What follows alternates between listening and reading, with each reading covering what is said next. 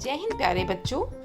तो जैसा कि पिछली वीडियो में मैंने आप लोग को सर्वनाम के बारे में बताया था कि किन किन शब्दों को हम सर्वनाम शब्द कहते हैं या सर्वनाम की परिभाषा क्या है। तो संज्ञा के स्थान पे प्रयोग होने वाले शब्दों को हम क्या कहते हैं? सर्वनाम। ठीक है, तो आज के वीडियो में हम लोग पढ़ने वाले हैं सर्वनाम के कितने भेद हैं। तो चलिए आज की वीडियो में हम लोग सर्वनाम के भेद के बारे में पढ़ते हैं। सर्वनाम का पहला भेद है पुरुषवाचक सर्वनाम। पुरुषवाचक सर्वनाम के अंतर्गत कौन कौन से शब्द आते हैं? मैं, तुम, वह और भी शब्द आते हैं जिनको मैं आगे आपको परिभाषा के अंतर्गत समझाती जाऊंगी। दूसरा भेद है निश्चयवाचक सर्वनाम, जिसके अंतर्गत आने वाले शब्द हैं यह, वह, ये, वे। उसके बाद अनिश्चयवाचक सर्वनाम, कोई, कुछ, किसी। संबंधवाचक सर्वनाम, जिसकी, उसकी, जिसे, उसे। प्रश्नवाचक सर्वनाम, कौन, कैसे, किसे। और लास्ट में है निजवाचक सर्वनाम, खुद, स्वयं, अपने, आप। तो देखा बच्चों, यहाँ पे मैंने सर्वनाम के 6 भेद के बारे में आपको बताया है कि सर्वनाम के 6 भेद होते हैं।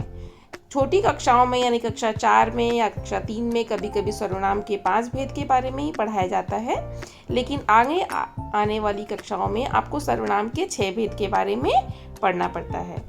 तो इसको हम लोग आसानी से पढ़ने के लिए या फिर इस सर्वनाम के सभी भेदों को आसानी से याद करने के लिए आपको मैं यहाँ पर एक सूत्र बताऊंगी। इस सूत्र को यदि आप याद कर लेंगे तो आपको सर्वनाम के भेद कभी भी भूलेंगे नहीं किसी से। पुनि, अस, प्रनि, यदि इस शब्द को हम लोग याद कर लेते हैं तो पुनि यानी पुरुषवाचक, नि निश्चय, अनिश्चय, स संबंध, प्रश्नवाचक और नि निजवाचक। तो यदि आप इस सूत्र को अच्छे से याद कर लेते हैं तो आप सर्वनाम के भेद को कभी नहीं भूलेंगे। तो चलिए एक एक करके हम सर्वनाम के भेदों की परिभाषा के बारे में पढ़ते हैं। सर्वनाम का पहला भेद है पुरुषवाचक सर्वनाम। पुरुषवाचक सर्वनाम किसे कहते हैं? जो सर्वनाम शब्द बोलने वाले यानी बोलने वाला कौन है? मैं। सुनने वाला कौन है? आप। तथा किसी अन्य व्यक्ति के बारे यानी तीसरे किसी व्यक्ति के बारे में जब बात हो रहा हो तो वहाँ पे पुरुषवाचक सर्वनाम कहते हैं, यानी जिसके विषय में कुछ बातें की जा रही हों उसे हम पुरुषवाचक सर्वनाम कहते हैं। तो चलिए अब इसके कितने भेद हैं? पुरुषवाचक सर्वनाम के भी 3 भेद हैं।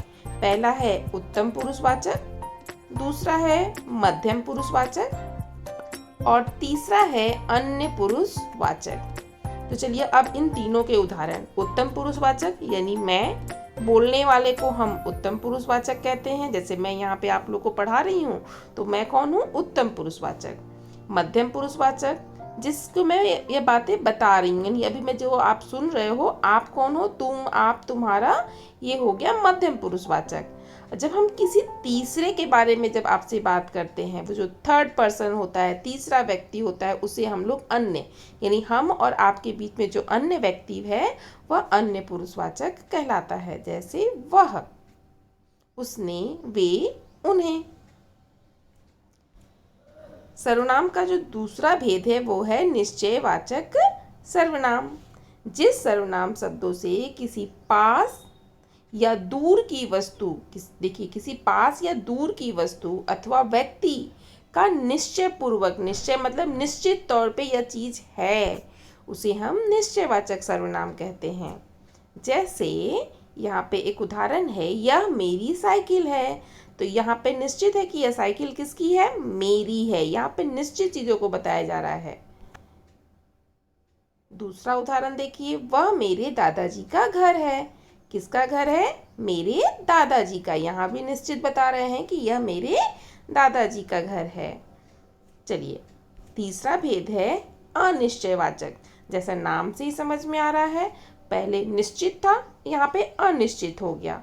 जिस सर्वनाम शब्द से अनिश्चय का बोध हो, जहाँ पे कोई निश्चितता ना हो, कि श्योरिटी ना हो कि यह चीज़ है कि नहीं है, तो वहाँ पे हम अनिश्चयवाचक सर्वनाम कहलाता है।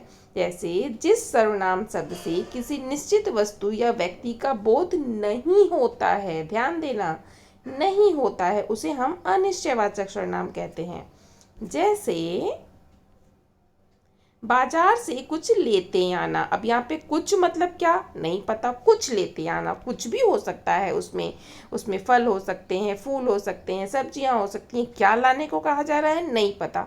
यहाँ पे कुछ शब्द जो है वो अनिश्चयवाचक सर्वनाम है।